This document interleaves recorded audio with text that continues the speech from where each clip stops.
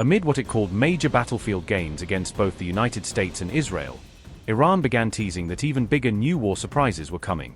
As Donald Trump appeared to beg for peace and talk about deals, Iran claimed that the real battle had only just begun. So they called, I didn't call, they called, they want to make a deal. And we are very willing to make a deal. It's got to be a good deal. And it's got to be no more wars, no more nuclear weapons.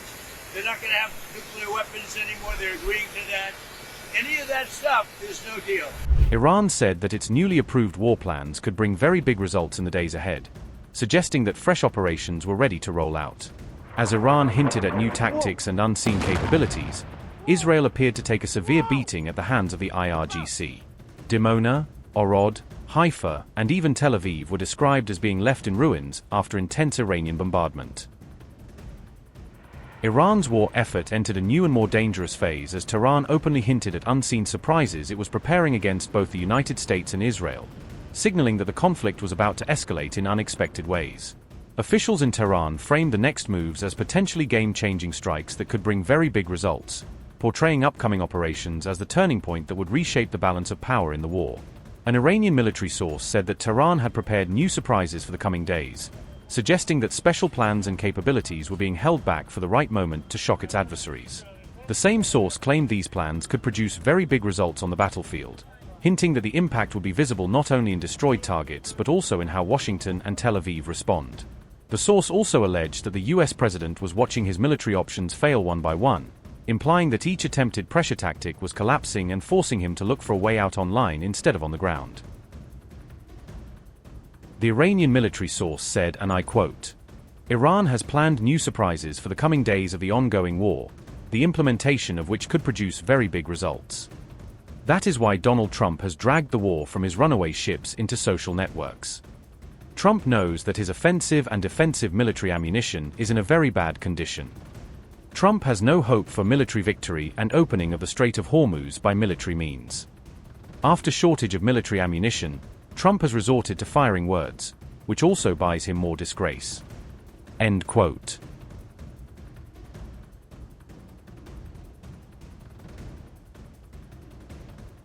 Iran claimed that its upcoming surprises would soon help clarify the final outcome of the war, suggesting that the next wave of operations would reveal who is really winning and who is on the defensive. The military source said the next phase would make the result of the war more obvious than ever, hinting that the coming days could remove any remaining doubts about which side holds the upper hand. The remark implied that Iran's next moves might not be limited to missiles and drones, but could hit US interests in the airspace, stock markets, and energy sectors, widening the battlefield far beyond traditional fronts. Amid these warnings, Iran launched multiple waves of attacks on Israeli targets and US bases across the Middle East, signaling that its threats were being matched by a steady tempo of real strikes.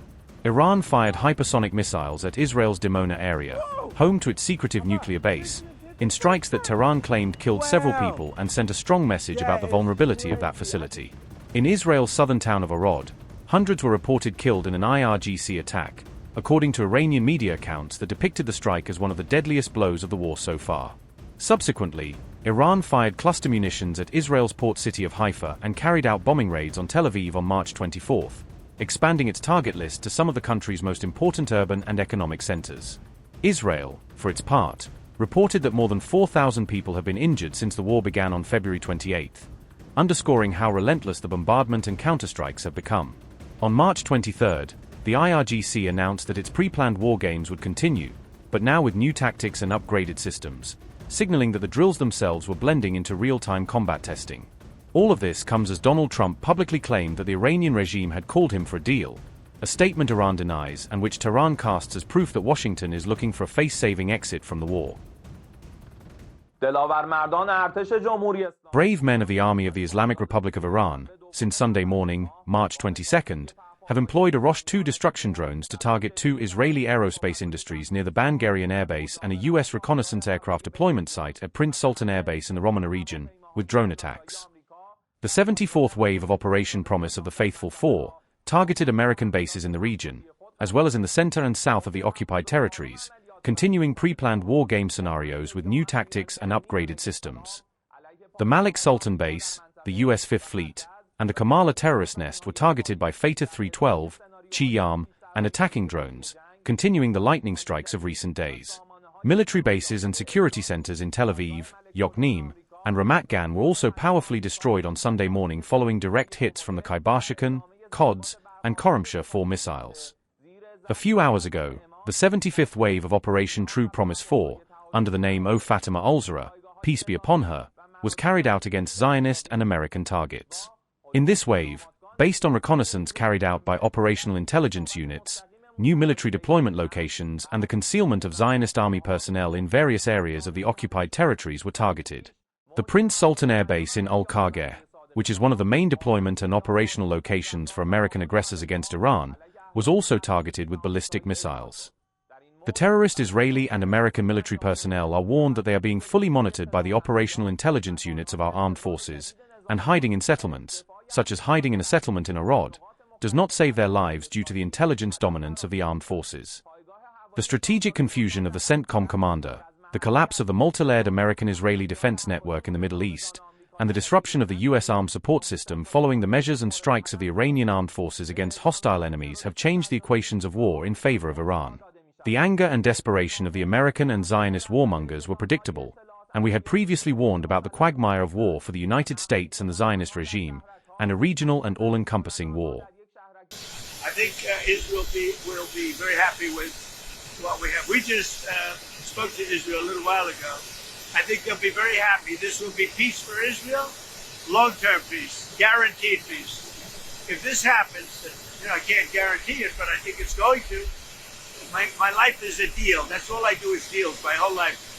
I think this is something that's going to happen. And why wouldn't it happen? So, tomorrow morning sometime, their time, we were expected to blow up their largest electric generating plants that cost over $10 billion to build. It's a very good one. There was no dearth of money.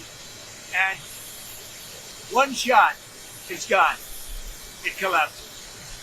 Why would they want that? So they called. I didn't call. They called. They want to make a deal. And we are very willing to make a deal. It's got to be a good deal.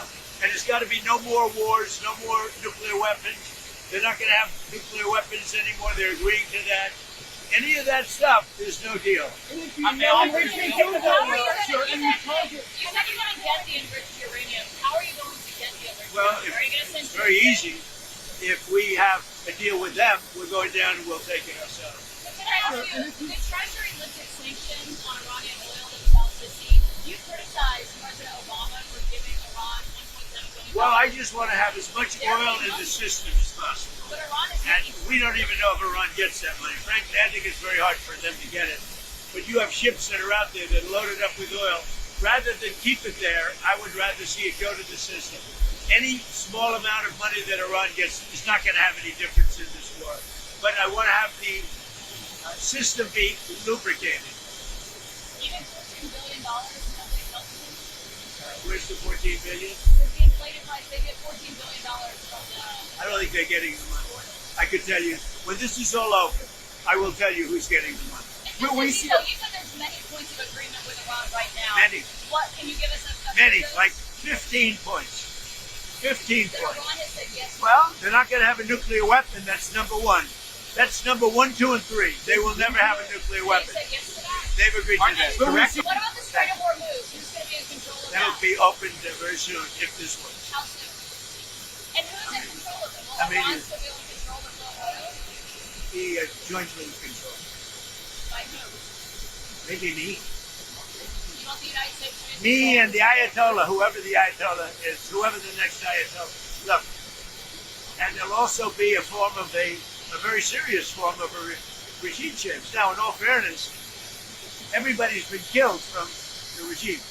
They're really starting off. There's automatically a regime change. So we're dealing with some people that I find to be very reasonable, very solid.